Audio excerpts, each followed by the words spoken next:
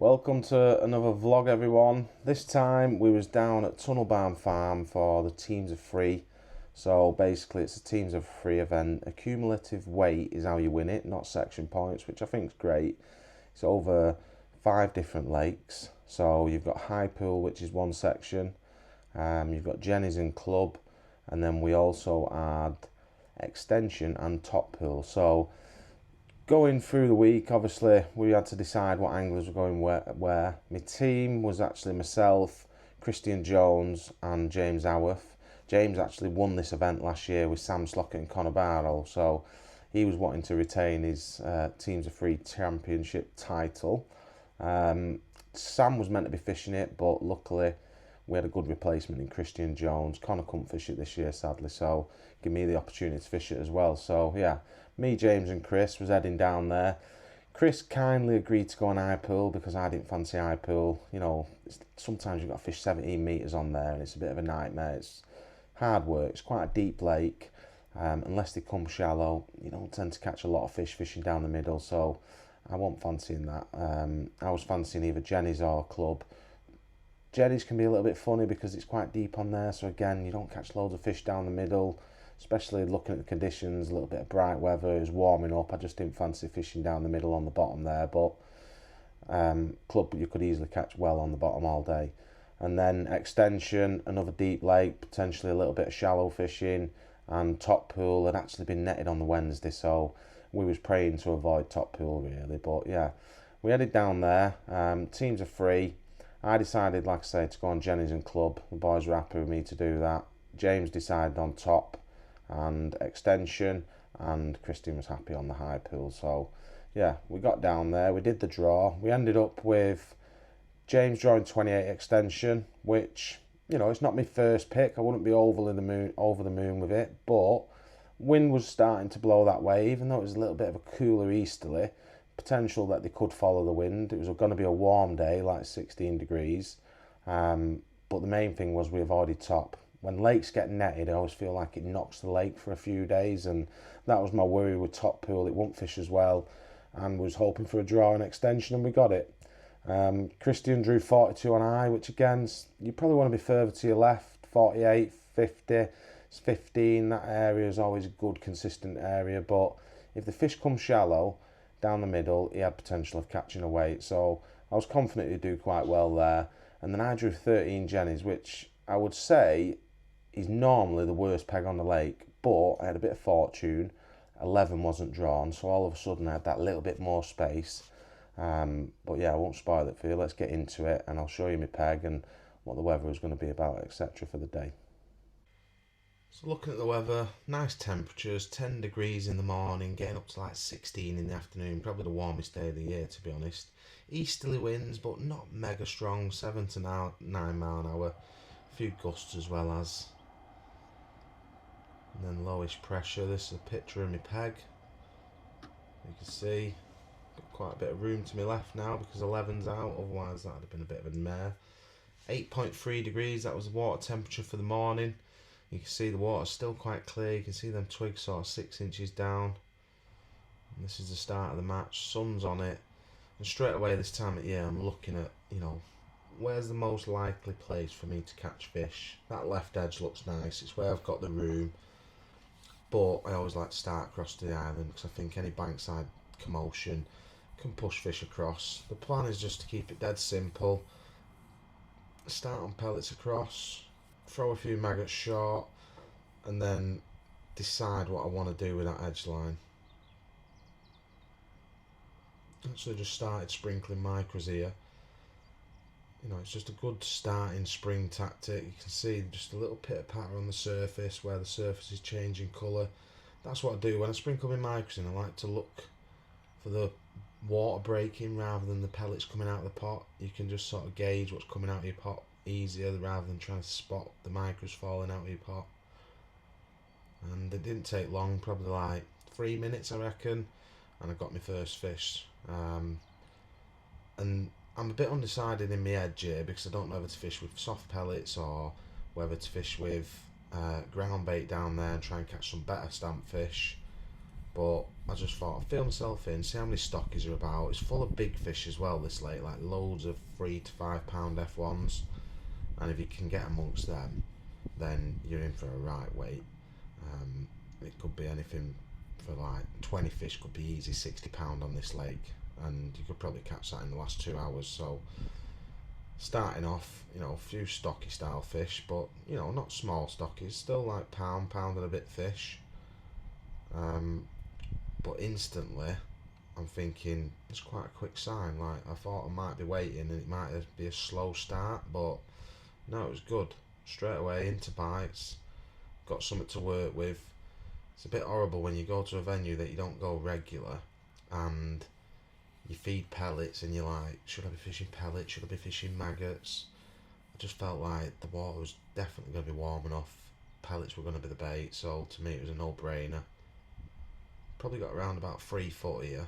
I'm fishing about probably 10 inches off the bank. It's very slopey across there. My left edge was by far the best part of my peg. Just at the back of the reeds near that buoy, it was all lovely and flat down there. But I got off to a pretty decent start here. 2 quick fish, and I thought, well, this is good. I'll save that edge and won't put any bait down there. I'll just let some fish gather. And at this point as well, already into the match, I've seen a blonde F1 just sort of lingering in the left edge, which tells me that it's warming up down there already, or the sun is bringing some fish definitely towards that sort of corner. Them blondes are a dead giveaway for things like that. I didn't see any on the far bank, but the lad facing me had already had like 5 or 6 quick fish in his edge, so I thought 15 minutes later, not really many more signs across, which was surprising after 2 quick fish. I thought I'm going to have to have a look in this edge early. So I went down, just tapped micros in, exactly the same as across.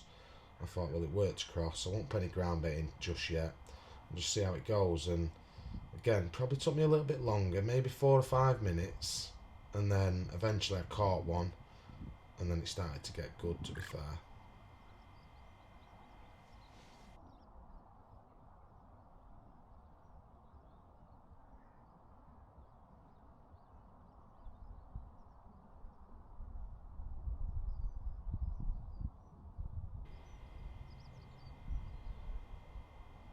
You can see the lad on the other side just catching another fish there. He set off like a train. I think he said after the match he had sort of £45 in the first hour down the edge. He only ended up with 60. I'll say only, it's still a good day, but early doors I thought, Jesus, he's catching one a chuck. Like, I need to get in my edge, and as soon as I went into my edge as well, slightly better stamp fish than the first 2 I had across. So I was thinking, if I'm going to do well, this is probably going to be the spot. This left hand edge is the one. It's plums up lovely.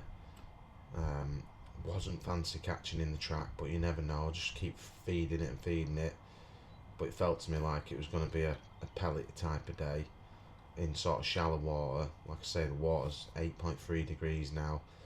Hopefully it'll be warming up throughout the day as well, with the temperatures rising from sort of 10 up to 16 degrees. And it felt lovely. You can see I've got no hoodie on, I'm just fishing literally in a what they call the undergarment type thing, like the winter undergarment sleeve thing. Can't remember the name of it. And then just a t-shirt, and I wasn't cold all day pretty much, to be fair. So again, just going in, feeding very minimal amount of micros.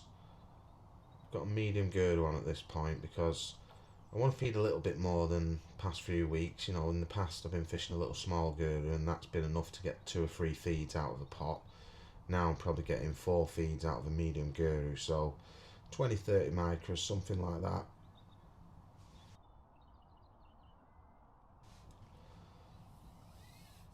And there you see, we're into our second fish. This one come a lot quicker. It's almost like the fish had found the bait, and we're not waiting for bites as long then. So now automatically I'm thinking to myself, right, I'm getting some bites down here, this is brilliant. I've got a lovely depth, 2.5 foot. And one of the biggest things for me as well is I haven't felt like there was any snaggy bits down there. Like sometimes when you're fishing next to some cover or reeds, especially this time of the year, before they've spouted up, you can see the reeds are still a bit brown and a bit dead. You can get a bit of debris around them, and if you're picking rubbish up on your line, you know, little bits. You see the size of that one there, probably £2.5 there, what you want. Definitely the stamp you want. I'm always worried about if I fish next to a little reed bed, if I'm picking rubbish up, the bottom's going to be a bit messy and you can't find your bait, and then it gets a bit horrible. But yeah, we did all right down that left edge. We got off to like quite a quick start. Probably got like 15-18 pound pretty quickly down there. But as soon as this wind come on it, like it's cold easterly, it's got a chill to it, but the air temperature's really warm. So like I didn't personally feel that cold, but it must have had an effect, because as soon as this come on, I thought, oh, I've got a nice ripple now, and I'm going to start catching. And it wasn't like that. It just totally died a death down there. So I thought, right, I'll give it a rest. Like I say, I got 15-18 pound down there pretty quickly, and I thought I was just going to fish down there for a few hours. I thought, I've got the space. Peg 11's not in. You know, there's 3 pegs, as you can see there. There's 3 pallets which are empty. You know, I've got the next angler is the lad on peg 8 facing me, which you can see. I didn't fancy fishing anywhere to me right across. It was horrible. It plumbed up a bit messy and very slopey. So realistically, I only had this line across here and my edge line, and then you'll see later on I'll try and find a few more different lines. But I've got my maggot short line, which is about 5 foot. Wasn't fancying that. But luckily I went back across, and you can see I've changed from my dolly butt behind me to a full 14 metres, and I've gone tight against the bank, and I've been able to find the exact same depth, so about 6 inch shallower, and it was the exact same depth as my left hand margin as it was across. So now I can just switch between the two, you know, and I don't have to worry about swapping rigs. And that was the plan. I was like, right, I'll just leave a little bit of bait in my pot, tap a few in down the left hand edge as I ship across, drop a little bit of bait down there every now and again. But I started having a nice little spell on this across line. It started to get good. Probably got up to like 25 pound, and I was thinking, right, we've got bites to work with. You know, once I've rested this left hand edge, it'll come good again. See there, fish are just topped a little bit further beyond where I'm fishing, and that's real time, that, so there's no editing that. Seeing how quick that bite come, probably like 20-30 seconds. Again, just fishing with that medium guru, sprinkling like 20-30 micros, just trying to feed as little as often. Still quite regular, but as little amount as often as possible. Just trying to keep bait falling through, attracting fish. And some of them was decent stamp fish, and some of them were stockies, but you know, no tiny stockies, no like 6 ounce fish. Everything was sort of like 12 ounce plus. You know, decent fish, a few pound and a halfers, and every now and again you get one of them old ones which are like £2 plus. So you never felt like this. You felt like the stamp was right and you was going somewhere. And I had a really good run on this. Probably caught, well, the first half of the match I got to £48 in my first 2 nets, which had all come from fishing here and down this left hand margin. But that left hand margin never really kicked in again on pellets properly. So it was a case of like, I kept having a little look now and again, just one chuck, 3 or 4 minutes. When they were there before, you were getting signs regular. And then, like I said, the wind definitely just seemed to just knock them off a little bit maybe. But maybe it was a time to switch to ground bait as well and start dragging a few more fish in. Neil to me right at this point, I think this is the one I foul hooked. It's like when I had this good run across as well, I was starting to get a few signs, and that was one of them signs where this is where sprinkling your pellets in, sometimes you're sort of attracting fish to come off the bottom. It's great to attract fish into your peg sprinkling, but when there's a lot of fish present in your peg, you need to alter your feed and try and just clump it in. So I had a few goes on a little clumping pot and tried to just keep my bait nice and tight, one little blob going to the bottom. Just wasn't the same. It didn't draw the fish in, so like it didn't feel like it was good enough.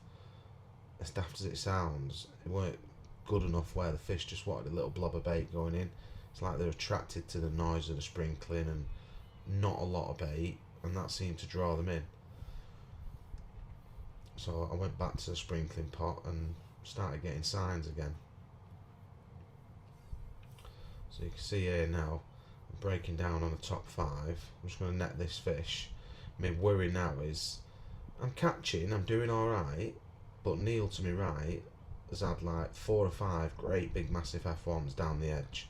So I don't want to swap this left hand side to ground bait just yet, because there's still potential that could come back later and it could get stronger. So I chuck a plummet on and I'm just looking for a new line now. I've not plumbed this at the start of the match. I'm just thinking, right, in my head already I feel like the wind's done something to me peg. Like, there's still fish across because it's probably a bit more sheltered over there, but this left hand margin is not come back to life after that initial little run. So I thought, it's a lot calmer. You can't see it on video here, but it's all calm to my right. It's like the lee of the wind. It's very slack. You can just imagine like it's just stopping about 5 or 6 metres to my right. So I'm thinking, if I can just fish this side of my peg, they might, all them fish that was to my left early doors, they might just be sat round this corner to my right now. At this point, peg 8 facing me has slowed right up. He had a blistering start, caught like £45. So I'm thinking, well, he's not catching, I'm not catching. Is there many fish left in this channel? Like, there's still an odd fish across, but the left hand margin not been as good. And I'm always trying to analyse my matches and think, why did I stop catching there? Did I overfeed it? Did I do this? Did I not feed enough? I've not really changed my feeding at all down the edge or across. It's still working across. So I couldn't find a spot down that right hand edge. So I thought to myself, right, I need to put some ground bait in. And this is where I made a decision to put some ground bait, because I thought I need to put ground bait somewhere. Maybe that's the key. Neil's catching really well and he's catching mainly just big stamp fish. And I'm thinking, they obviously want the ground bait. So at this point I'm thinking, right, I'm gonna, even though this left hand edge hasn't been great, maybe I put ground bait in there and it transforms the peg. Maybe I just start catching an odd big fish. So I found a nice little spot just on the edge of them reeds. It's like 2 foot, probably 6 inch shallower. And I think, right, well, I can't find a spot in my right hand edge. It's literally like a cliff face. So I'm thinking to myself here, I need to find somewhere that's nice. And all this left hand part of your peg is beautiful. You've got 2.5 foot just off the reeds. Then you've got a little cut in which is a bit horrible. So if you was fishing in like real shallow water, it wouldn't be great. But just on the edge of this little reeds, there's just a nice little spot for about 4 to 6 inch where it's flat, and I can just draw my rig onto it and hopefully fish ground bait there. So I've put like 200 ground bait in, and then I'm back across just trying to put some fish in the net. But the lads to me right are now starting to nick an odd fish, and their pegs are starting to get a little bit stronger. So I'm just keeping an eye on them all the time just to see what's happening. But I'm still catching, I'm doing well. I feel like I'm doing well on the lake, so you know, there's no panic setting in or anything, but obviously you don't want to let people catch you up too much or overtake you, so you've got to be on your toes. You don't want to just rest on your laurels thinking, well, I'm doing fine. Like, sometimes you've got to make a decision. I was always thinking I'd catch some on ground bait late in the edge anyway, or maybe even across if the depth were right. Wasn't right for fishing ground bait across. I think I'd have just foul hooked a lot of fish. It's very, very slopey. But, you know, I'm getting bites across. I'm just going to stick with this for the time being. And then my across line sort of like slowly started to fade as well. Whether the fish have sort of just moved away from this left hand channel, passed through to me right a little bit. But you can see here I'm still getting an odd bite, still nice. And I've probably got £50 odd at this point, probably just over halfway through. And I remember starting my second net, and my first net went £48. So, you know, I filled that pretty quick, and I honestly thought, we're having a lovely day here, we're on for like £100, but you'll see the second half of the match, things start to change a little bit. Now at this point as well, I spoke to Kristian, and obviously being a team match, I'm not too worried about. That's the great thing of weight. It's like you don't have to put pressure on yourself of like, oh, I need to win my section. I honestly thought if I can catch £50 from this peg, Kristian and James can catch like £70 from where they are. We're going to be close to £200 and we'll do well. And at this point, I've got £50. I'm thinking, well, I'm doing a lot better than what I expected. I give him a quick ring, and Kristian's got £20, so I'm thinking, well, that's not going to plan. But everybody's sort of struggling around him as well. So again, it's not like he's getting beat by everybody. He ended up winning his section, his 11 peg section anyway. So it doesn't really matter what he catches as long as he's in and around the mix. You know, nobody's gonna beat him by £50 or anything like that. But he hadn't got the weight what I was expecting. So I was expecting my peg to be the worst of the three, but actually Kristian's ended up being the worst of the three. He ended up with £59 in the end. But at this point in the match, I was speaking to him, he's got £20. I was speaking to James, and a quick phone call to him, he's got £20. He's got 20 fish, but he's only got £20. So they're not very good stamp. So I'm thinking that can be the case on extension. If you don't catch a lot of fish, it could end up catching a lot of fish, like 50 fish, but they might only weigh £50. Like, you need to catch them better stamp fish to do the damage. So I was hoping that they'd turn up for him somewhere, but you know, he weren't catching anything in the edge. He'd had most of his 20 fish shallow. But again, like, so at this point we've probably got £90 combined, so we're not doing too bad, but I was expecting them to be doing a little bit better. But as it turned out, you know, I probably had the best peg on the day, to be fair. I was in an area that had some fish on it, and I think that's definitely down to that peg 11 not being drawn. So after leaving that ground bait for a little bit, you can see it's gone calm now. I had a good little run when I first went on this, you know, caught a few stocky fish, which I definitely don't think ground bait was right for. But we also nicked an odd big un, and I think he had two F1s down here. One of them you'll see on camera. One about £4, one about £5. Like, it don't take long for you to build a weight when you start getting in amongst them big F1s and Jennies. You can see there, fish has just topped a little bit to me right. Like, any fish I've seen the first few hours of the match have all been to my left, and then one's just topped to me right. I've caught a little stocky on the ground bait, which is not ideal.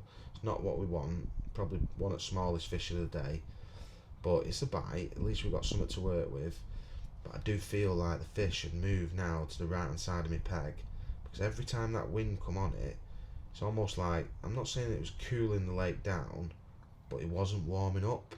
Whereas you feel like the right hand side of my peg, it might have just been warming up a little bit. You see it all the time with big carp. They're always sat off the back of the window where it's flat calm. That's where they're cruising. You know, if it's got a slight breeze on and it's really warm, sometimes you'll see them in the wind, and they love being in the wind. And the fish were in the wind this day. Like, our bank was definitely better than the other bank. So from like 13 to 24 was definitely the better half of the lake. 2 to 8 wasn't as good. So I do feel like the wind pushed them over this side of the lake. But I feel like that cold wind just snipping at the corner definitely slowed it up a little bit, because if that had been a warm westerly or southerly, I think it had just been absolutely solid down there all day. I think I'd have caught one line all day there. So you can see here, this is a bigger one. I'm going to use a puller kit on this one. I think I try and hold it up. Yeah, so you can see that's an F1, that probably like £4 or £5. I can't remember which one it was, but I had two great big massive ones, and when you start catching them, like, amazing fish. That's why Jennies, I wouldn't say it's my favourite lake at Tunnel, because it's not. It is if you're on the fish, because the stamp is just immaculate. But they can be moody as well, you know. Definitely, since they put more stockies in last winter, definitely a lot more consistent. But then big F1s, they can feed one day and then they don't feed the week after. So again, another little stocky. After that big one, I was hoping that most of the ground bait fish would end up just being big fish, and Neil to my right, he was catching like mainly just big fish on his ground bait line, and I don't think it's nothing to do with the depth or anything like that. It's just where the big fish are on the lake. Like, when we fished this peg in the summer on the Masters, this peg is notably one of the worst on the lake, I'll be honest. You're not, especially because 11's in as well, it makes it even worse. Today I was lucky, peg 11 weren't in, but it's noticeable. 15, 17, 19 is always a great shallow area, and on this peg you normally catch a few big ones to start with and then it fades, and that's the sort of feeling I got from today. Is there's loads of fish to me left at early doors. I got to 40-50 pound really, not really quick, but nice and steady. Felt like they were fishing the peg, and then I know I'm catching a few here on the first time I go on it, but you'll see like this side of me, I actually foul up this one. This side of my peg just sort of like fizzles out a little bit towards the end. So this is a foul up fish, yeah. I had a lot of that. A lot of them were like pound stockies. And this is why it would have been nice if I could find a spot to my right and fish ground bait that way. I could have carried on fishing like pellets to my left. So I thought, I'm going to give him a bit more bait down this left hand edge. Like, I don't feel like there's lots of fish coming in. I need to try and attract some better stamp fish. So I put a bit more bait in, like another probably 150 mil. Kept having a look on them maggots every now and again. That was no good. Kept feeding it. And then I think I think I go for another look down the right hand edge, because I really want to have a go to me right, and I feel like all I'd have to do is put a little bit of bait there, and because they're in that area, they're sat more to the right hand side of my peg, I feel like I would have started catching. So again, I can see Neil catching, not like one a chuck. I'm probably matching him fish wise, maybe even got a few more fish than him. Well, yeah, definitely more fish, I would say, in terms of numbers, but his stamp was so good.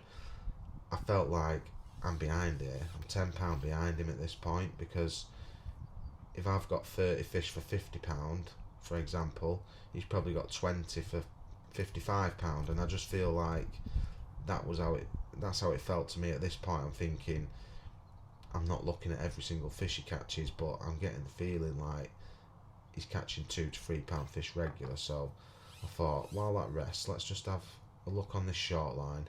You can see when I plumb that right hand edge up again, I just give up on it. I couldn't find anywhere to fish it. Looking back, I probably should have come off the bank in like 4 foot maybe, and maybe just threw some maggots there over a bit of loose ground bait, because I caught nothing down the middle. The deep water was rubbish, so maybe 4 foot I might have nicked an odd better one. And then you can see here I end up catching another little run on ground bait. Again, not hectic, not fast and furious, but some bites, and I basically just end up fishing this till the end. Then the water temperature come up a full degree, it went to 9.4, so it warmed up a little bit, but I think without that wind you probably would have seen that reading more like 10 degrees. So there's my catch shot, £81 end up in the end. You can see a few nice stamp ones and some stockies. That was actually my bigger fish net. And yeah, I ended up with £81. Kristian had 59 and James had 71. He had a real good run late on shallow, and Kristian caught some short. So we ended up with £211. And would that be enough to see us win the title? It was indeed enough to win the title. We ended up with £212 in the end. Second place was Cornstones, which was Kath Davis, Chris Cameron and Tom Need.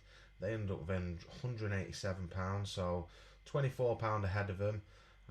That's why it shows and it pays never to give up, and the boys never give up. Kristian had a real good run last hour. He's caught probably half his weight, another £30 down the middle on maggots, where he's not had a bite all day. Maybe I should have tried that late on, but I did have a good little run in the last 7 minutes where I caught 3 fish, so probably not for me, but for him, yeah, he went from not having a bite there to £30 in the last hour. And James had a brilliant spell shallow in the last 40 minutes. He's had one pretty much every chuck in, so albeit not big fish, it's probably another £15-20 that he's put in his net. So the boys between them put like £50 in the net last hour. I've had a slow second half of the match, only ended up putting £33 in my net in the second half of the match, when I thought it'd actually get better, and I thought it was on for £100 plus, to be honest. Rich Kings won the match overall, which it's a team match, it doesn't affect it. But he had £86, so I was third overall. And then Neil to me right, he ended up winning our lake. I think he had 84, £85, something like that. 2 or 3 fish ahead, more that stamp of fish. So yeah, definitely needed a few of them better fish, and I think I could have caught them. If I'm being honest with myself, I could have caught them if I'd have just dropped down the slope, put a bigger fish line in, not a bigger fish line, but fed some ground bait down that slope to my right hand side. I think I'd have caught some of them better stamp fish. So yeah, rather trying to look for 2.5 foot, I could have probably potted some ground bait and loose fed maggots there, because I went to Western Pools as well the day after, and that's how I ended up catching. I drew a peg which is like 4 foot deep in the edge. I thought, well, I don't really fancy kindering ground bait, and I know for a fact it had worked on the Saturday now at Tunnel, because even though I didn't catch in 5 foot, I would have caught some probably in 4 foot. And that's how I caught them at Western on the Sunday. Ended up second in the match with £109, and I caught £40 of big uns, potting ground bait and throwing maggots over the top of it. So didn't manage to film that one. I would have loved to have filmed that. You'd have seen how good that was. But yeah, going back to the Tunnel match, I know that would have caught me a few extra fish. So if I was being ultra critical, probably should have won the match. But the main thing is, it didn't cost me anything. You don't get nothing for winning the match individually. But I feel like the peg was worth £90, and I just didn't finish my match brilliantly. But I had a great start, had a lovely day, £80 this time of year. I'm not going to complain, and the boys did fantastic, and we ended up winning the teams of 3. So great day all round. I hope you enjoyed that, and thanks for watching the vlogs up to now. We're getting an absolute amazing response. We've already got a couple of thousand subscribers, and I think both videos at this point have done over 10,000 views, which is far beyond my wildest expectations. I didn't think we'd get nothing like that, and that's hand on heart. I don't think I didn't expect that. So big thanks. Hopefully you're all enjoying them, and I'll try and get as many out for you as I can. I would have liked to got this out a day or two afterwards, but we've been filming Guru's underwater for the past 4 days, so just not had time. I'm going to whack it up today, and hopefully it's still quite relevant for you. It's only about 4 or 5 days ago, and it just keeps you in tune with your fishing. So thank you for watching, and we'll see you on the next one.